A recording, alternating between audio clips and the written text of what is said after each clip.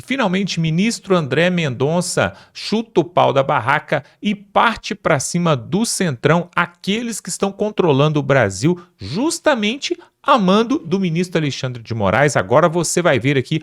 Olha a última decisão de André Mendonça ressuscitando aqui um processo, um inquérito de Paulinho da Força, que está culiado com Hugo Mota, e por isso projeto de anistia ainda não foi votado, por isso pedidos de impeachment de ministros estão engavetados ali em Brasília. Tudo tem as mãos de Paulinho da Força e de Hugo Mota, mas agora você vai ver o que o André Mendonça fez, que foi uma grande reviravolta, um terremoto ali em Brasília. Nós vamos mostrar isso aqui agora, confira aí. Agora esse negócio começou a ficar realmente divertido. André Mendonça movimenta inquérito contra Paulinho da Força após 2 anos parado. André Mendonça colocou fogo no parquinho. Entendam o porquê. Paulinho da Força é nada mais, nada menos que o relator do PL da dosimetria. Mas é importante lembrar que esse cara foi pinçado a dedo para ser relator do PL da anistia. O PL era um PL da anistia, que esse cara recebeu uma missão do sistema, do regime, a enterrar o PL da anistia. Ele foi o responsável por converter o PL da anistia em PL da dosimetria. Foi ele que olhou para a direita essa semana e disse: ou vocês aceitam o PL da dosimetria ou ficarão sem nada. E por que ele? Pelo seguinte, olhem só, nada é por acaso. Primeira turma condena Paulinho da Força a 10 anos de prisão por desvio de recursos do BNDES. Esse cara havia sido condenado pelo STF em 2020. Ele foi condenado por decisão da primeira turma. O relator era o Alexandre de Moraes. Só que o Alexandre de Moraes foi voto vencido. O Alexandre de Moraes votou para absolver Paulinho da Força, mas perdeu por 3-2 e ele foi condenado. Paulinho da Força recorreu e o plenário do STF reverteu a decisão da primeira turma e absolveu Paulinho da Força por desvios do BNDES. Olha só, em 2023, novembro de 2023, Paulinho da Força, que estava com uma cana de 10 anos, foi absolvido pelo plenário do STF. Aí agora, no momento de maior discussão sobre anistia, esse Paulinho da Força é pego, é pinçado e vai pagar a missão. E olha só o que ele diz, olha só a autoridade do cara. Vejam se o cara não tá com a autoestima lá em cima. Paulinho da Força diz: tudo o que eu fizer, o STF vai bater o martelo. Caramba, Paulinho da Força, você tá gigante. Ou melhor, tava gigante. Por quê? Porque, de repente, André Mendonça, que não faz parte desse jogo, movimentou inquérito contra Paulinho da Força após 2 anos parado. E que inquérito é esse, gente? Olha lá. O inquérito apura o suposto envolvimento do deputado em um esquema de captação ilícita de clientes para ações trabalhistas. Opa! Um sindicalista, porque é isso que ele é, um sindicalista envolvido em esquema trabalhista. Sério, que novidade!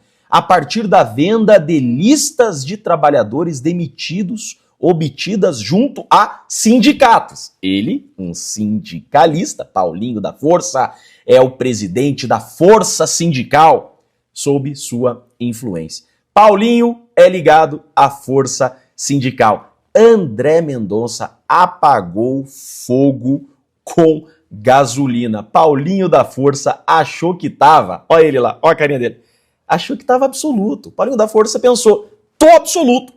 Pagaram missão para mim, fui lá, honrei a missão, tô gigante. Vem o André Mendonça e dá uma rasteira em todo mundo e fala, aqui não, põe para andar o inquérito contra esse cara. Meus parabéns, ministro André Mendonça.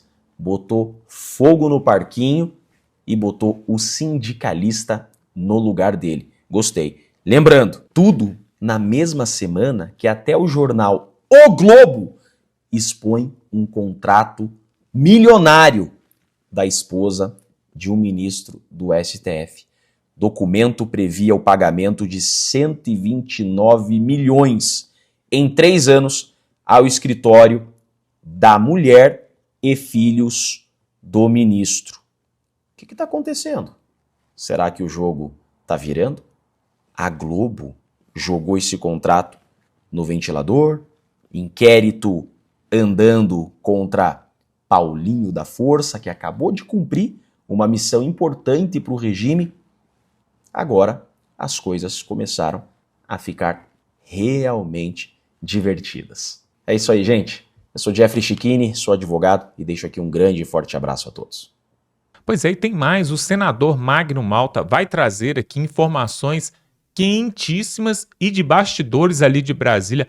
Olha quem foi que atrapalhou todo o projeto de anistia para fazer com que essa tal da dosimetria viesse à tona. Isso tudo vem lá de cima, vem do Moraes, mas passa por alguém ali em Brasília. Olha o que o senador Magno Malta vai denunciar e vai trazer aqui. E vai trazer algo importantíssimo sobre Flávio Bolsonaro, que foi visitar Jair Bolsonaro e tem informações importantes. Confira aí. Dá um like nesse vídeo, pessoal. Se inscreve aqui no canal. Se você ainda não se inscreveu, se inscreva agora e veja essa bomba que temos para trazer. E aí, o Hugo Mota guinda o Paulinho da Força. Por que o Paulinho da Força? É claro que isso não veio do Hugo Mota. Isso veio do próprio Alexandre de Moraes. Quem é Paulinho da Força? É um sujeito condenado a 10 anos de prisão. O único... Teve 2 votos contra a prisão dele. Foi exatamente de Alexandre de Moraes. Ora, Alexandre de Moraes sabe como fazer. Paulinho está nas mãos dele. E esse texto da dosimetria é um texto da lavra de Alexandre de Moraes. Isso não tem nada a ver com o Paulinho da Força. Ele só é um boneco. Ele e o Hugo Mota, manejados pelo ditador da toga. Sabe? Por esse Idi Amin Dada do Brasil, manejou. Agora, eles votam e não queriam votar, votaram. O Hugo Mota tem 2 anos e mentiu para Jair Bolsonaro. Esse é o ponto. Jair Bolsonaro mandou o PL apoiá-lo. Mandou o PL votou em Hugo Mota. Hugo Mota disse a Bolsonaro: eu vou colocar anistia. Bolsonaro disse: eu não quero nada, eu só quero anistia do meu povo, que não cometeu crime. E eu disse: esse cara não é confiável. Ele não é confiável. O presidente Bolsonaro pediu para votar em Davi Alcolumbre, porque disse que ia colocar anistia. Falou para Bolsonaro, deu a palavra a Bolsonaro. Mas a cretinice, eles não são eles. Eles não se mandam. Eles não têm vida. Eles são comandados por Alexandre de Moraes, que os tem na mão. No dia seguinte, num ato mais cretino, depois de jantar com Alexandre de Moraes, eles dão uma entrevista da coletiva, dizendo que a anistia não era um assunto de interesse da nação. Ora, canalhas, o que é interesse da nação? É a vida, valores, princípios. Ora, interesse da nação é justiça. Essas pessoas do dia 8 são pessoas injustiçadas, que estão pagando por amor à pátria, por gostar, amar Jair Bolsonaro. Estão pagando porque eles não querem comunistas. Eles não querem viver debaixo de um regime comunista, de um regime ditatorial, totalitário. Eles não querem viver sem um emprego. Eles não querem viver de esmola. Essa gente foi chorar pela fé, pelos seus princípios, pela escola, pelos seus filhos, contra a pedofilia, contra a violência, facções criminosas que hoje fazem parte do governo. E essas pessoas foram presas. E a gente tem lá um requerimento do Messias, o AGU requereu a evacuação do povo na rua, na frente dos quartéis, e requereu a prisão dos nossos irmãos. Esse indivíduo que agora quer ser ministro, indicado pelo Lula. E aí Jair Bolsonaro agora paga o que não deve.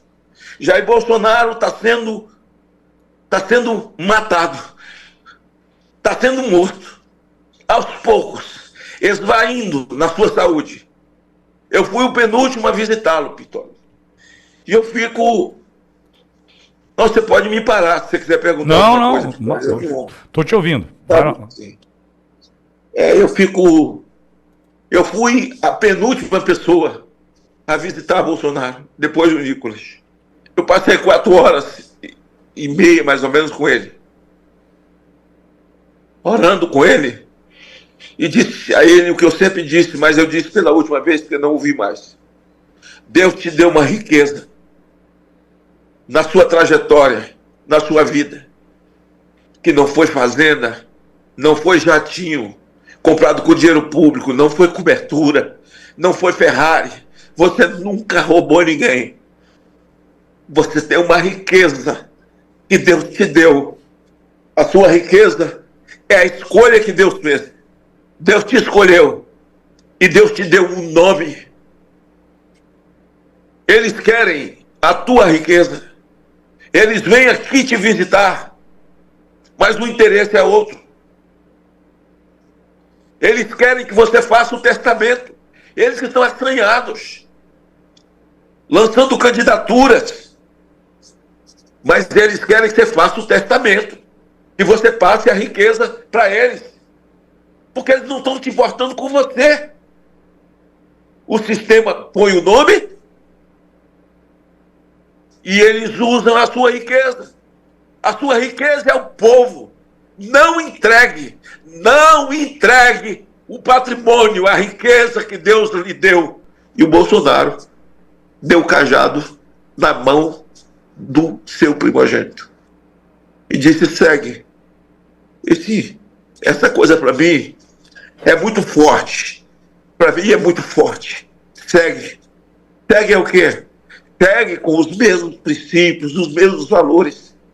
Não negocia isso. Vai em frente, não volte, não tem retorno. E dizer assim, olha, ele parafraseou o apóstolo Paulo. Nada eu tenho por ganho a minha vida, porque para mim viver é Cristo, morrer é lucro. Então ele sabe que o texto é de Moraes, ele sabe que a dosimetria, Paulinho da Força, é boneco de Alexandre de Moraes. Ele sabe tudo. E ainda ele diz, olha, não se importe com minha vida. Eu já vivi. Não se importe mais. Se importe com as pessoas. Porque se do dia 8 for para casa, já valeu a pena a minha vida, meu filho. Já valeu a pena o tempo que eu vivi. Cara, isso não é para qualquer um. Esse sacrifício de Jair Bolsonaro, a grandeza desse cara, e falou, votem. Mesmo sabendo que o texto é do algoz. Votem. Porque se voltar para casa do Natal, eu já terei compreendido que minha vida valeu a pena. Então, para mim, como cidadão, eu quero a anistia de todos, eu quero Bolsonaro anistiado, eu quero Bolsonaro disputando as eleições. Mas esse é o momento que nós estamos vivendo. Mas graças a Deus que ele não entregou a riqueza, o legado dele, ele colocou na mão, exatamente, na mão do seu primogênito. Então, caras, eu fico sem palavras. Eu estou fazendo fisioterapia toda, já tomei 2 doses de tramal agora pela manhã. Assim, dizendo a Deus, Senhor, tem hora que eu não compreendo. Não é para compreender mesmo as coisas de Deus, né? Deus está no controle de tudo isso. O Flávio vai em frente. Ontem, eu falava com ele ao telefone, ele falou comigo assim, de que seu pai lhe passou o cajado. Seu pai lhe passou o cajado. Então, Pitori, estou me referindo a isso, a essa fala do Flávio, para mostrar o carinho e a gratidão que Bolsonaro, que os filhos e que o Brasil, eu, por exemplo, tenho muito a você. A você. A sua grandeza, você não se acovardou em nenhum momento. E em tempos difíceis, ainda estamos em tempos difíceis, sabe? Você não se acovardou quando essa gente poderia já ter tirado você do ar. Acabado com a sua dinheiro, acabado com tudo. Ou você mesmo se acovardar, com medo deles de fazer alguma coisa, muito pelo contrário. Você cresce o tempo inteiro e põe aí o que você pensa, o seu sentimento, aquela leitura que você sabe fazer como um homem de comunicação, e normalmente leitura correta, de que o Centrão está aí. Eles têm o amor ao legado de Bolsonaro. O amor deles é o que está acumulado no paiol de Bolsonaro. Eles querem isso. Eles não têm nenhum amor. Eles não têm nenhum sentimento. Bolsonaro foi um espinho nos pés do Centrão, nos pés do sistema. E até hoje eles têm dificuldade.